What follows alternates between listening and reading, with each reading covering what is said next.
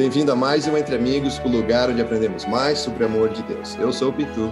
Eu sou o João e hoje estamos terminando o trimestre das alianças, né, Pitu? E a lição de hoje é a vida na nova aliança. Nós vamos estudar o que significa, uma vez que você aceitou a aliança com Deus em Jesus, o que significa viver com Jesus a cada dia. Isso mesmo. E se você tem acompanhado o nosso estudo, a gente tem estudado e acompanhado a lição da Escola Sabatina da Igreja Adventista do Sétimo Dia. E esse trimestre, ou seja, as últimas 13 semanas, viemos estudando sobre as alianças, o que ela significa e o porquê que tem a aliança na igreja.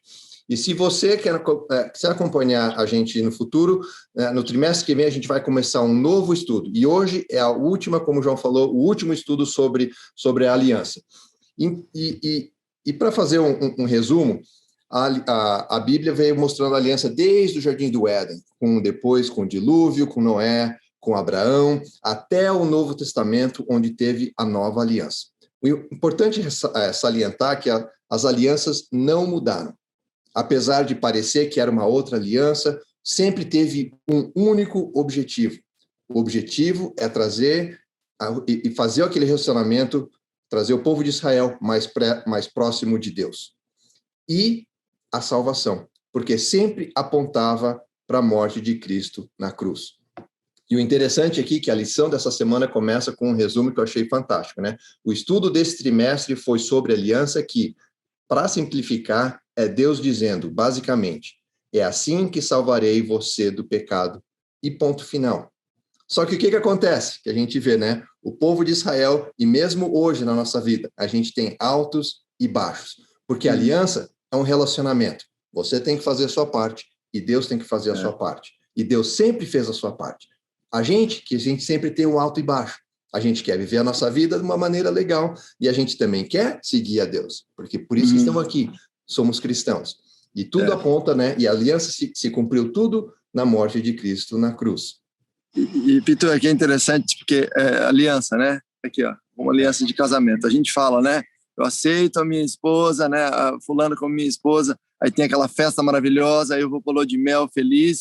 Aí tem o dia seguinte, né? Quando você vai para casa, tem que tirar os presentes, arrumar a casa, aí você começa o dia a dia, né? Ou seja, acabou a lua de mel. Eu estava vendo ontem, Pitu, na internet, a maioria dos divórcios eles acontecem naquele período 6 meses depois que acabou a lua de mel. Ou seja, começa a realidade do dia a dia, né?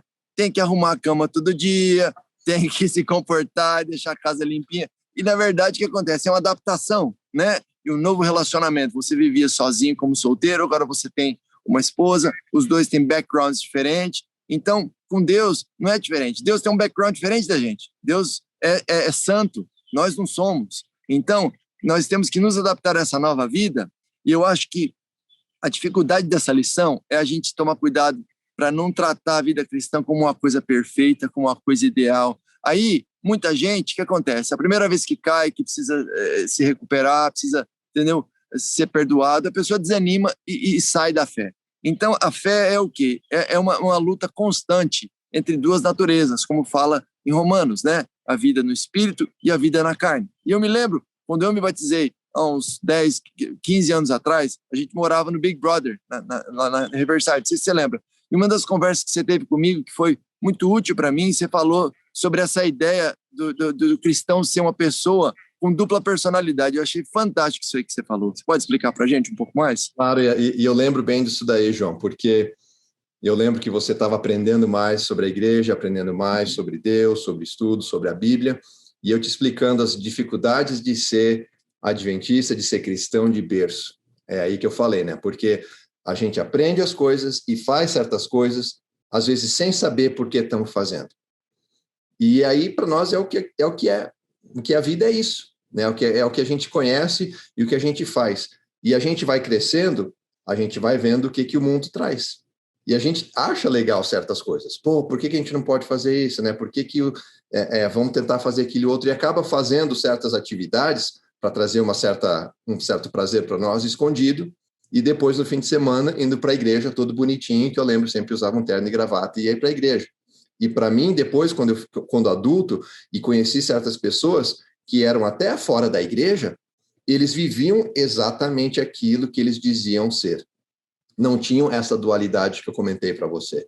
E para mim era falar para você que, como cristão, a minha dificuldade de ser um cristão puro e, ao mesmo tempo, tentar conviver nesse mundo pecaminoso. E comparado com o povo de Israel, a gente pode entender. Porque a gente lê na Bíblia, né? Por que o povo não ouvia Deus? Estava tão claro, Deus estava ali, ele vinha com a nuvem no povo de Israel quando estavam no deserto, estava tão presente na vida deles, como é que mesmo assim eles tinham aqueles altos e baixos? É só olhar para a minha vida aqui hoje e entender isso, que com a verdade ali de berço nascendo e entendendo o que era para ser, a gente ainda olha para o mundo e quer aproveitar um pouco aquela vida.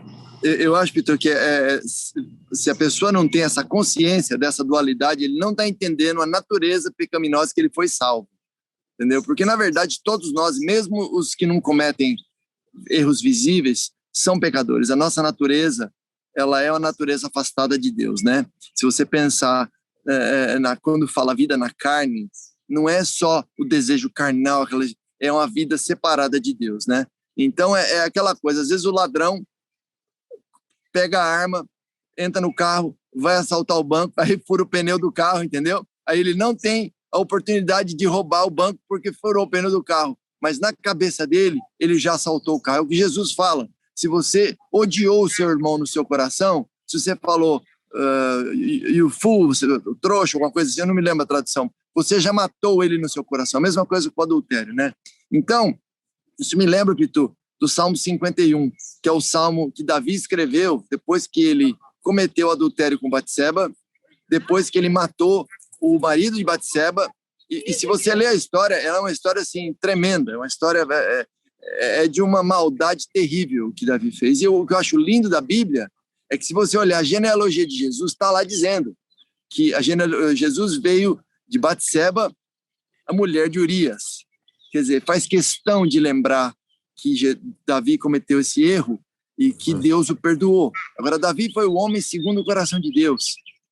E Davi foi perdoado. Então, a lição fala sobre ter um coração novo.